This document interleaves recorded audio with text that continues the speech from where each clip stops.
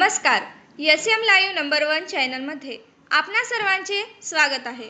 मी मुस्कान सय्यद आणि आज आपण पाहणार आहोत सर्व रेशन कार्ड धारकांना मिळणार 9,000 रुपये. त्यासाठी अटी काय आहेत, कागदपत्रे काय लागणार आहेत, हा अर्ज कोठे नेऊन दाखल करायचा, हे सर्व आपण आज या व्हिडिओच्या माध्यमातून पाहणार आहोत. त्याआधी एस.एम. लाईव्ह नंबर 1 या चॅनलला लाईक करा, शेअर करा आणि सबस्क्राईब करा. सर्व रेशन कार्ड धारकांना मिळणार 9,000 रुपये.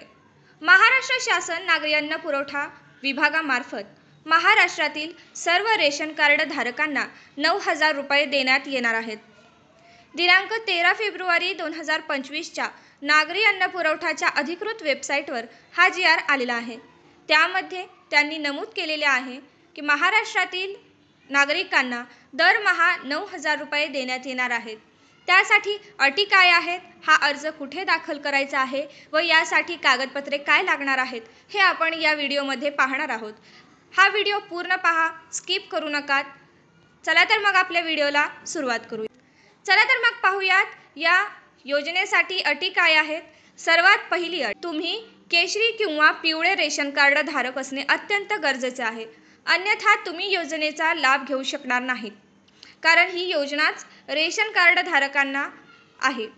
त्यानंतर दुसरी अट अशी आहे की तुमचे जे रेशन कार्ड आहे, तुम्ही त्या रेशन कार्डचं तुमच्या रेशन दुकानातून ई-KYC केलेलं असणे अत्यंत गरजेचे आहे. जर तुम्ही ई-KYC केलेलं नसेल तर तुम्ही ह्या योजनेचा लाभ घेऊ शकणार नाहीत.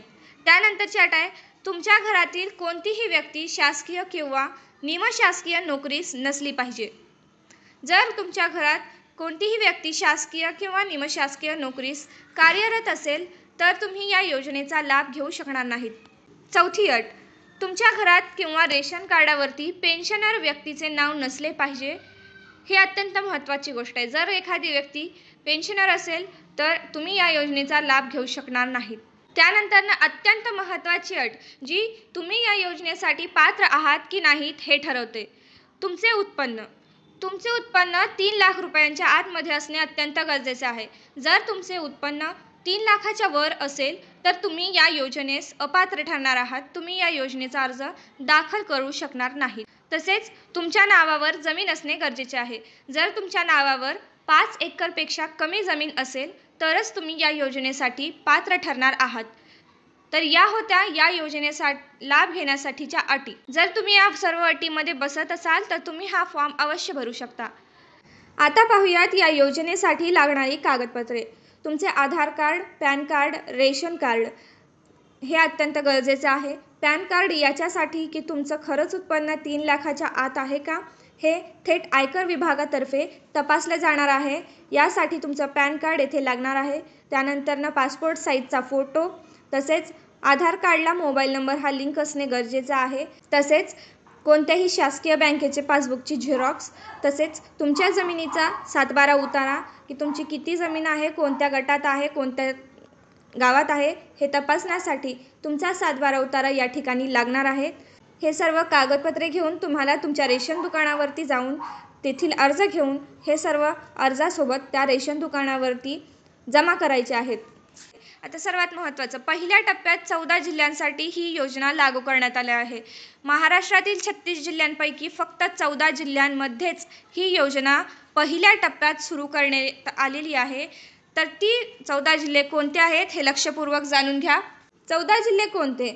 छत्रपती संभाजीनगर, जालना, नांदेड, परभणी, हिंगोली, वाशिम, लातूर, अकोला, अमरावती, बुलढाणा, यवतमाळ हे एकूण 14 जिल्हे पहिल्या टप्प्यात येतात. जर तुम्ही या 14 जिल्ह्यांपैकी एकात येत असाल तर तुम्ही शेतकरी असाल, तसेच तुम्ही रेशन कार्ड धारक असाल तर नक्कीच तुम्ही हा फॉर्म भरू शकता. लवकरात लवकर हा फॉर्म भरा व या योजनेचा लाभ घ्या. असेच नवनवीन व्हिडिओ पाहण्यासाठी एस.एम. लाईव्ह नंबर 1 या चॅनलला लाईक करा, शेअर करा आणि सबस्क्राईब करा.